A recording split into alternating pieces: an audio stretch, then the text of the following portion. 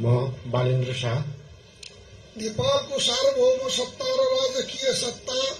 नेपालको सार्वभौम सत्ता र राजकीय सत्ता नेपाली जनतामा निहित रहेको नेपाली जनतामा निहित रहेको नेपालको संविधान प्रति पूर्ण वफादार रही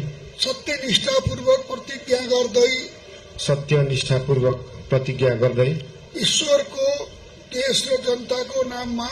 ईश्वर देश र जनताको नाममा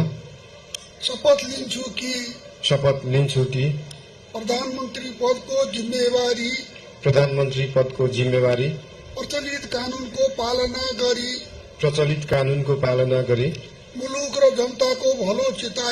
मुलुक र जनताको भलो चिताई कसैको डर नमानी पक्षपात नगरी पूर्वाग्रह वा खराब भावना नलिई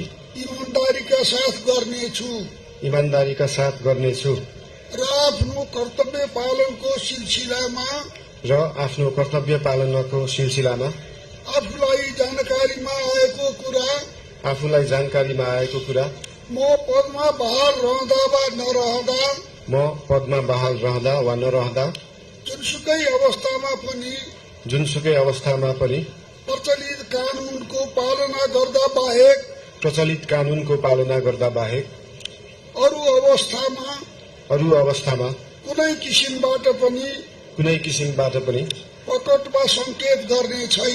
प्रकट वा संकेत गर्ने छैन।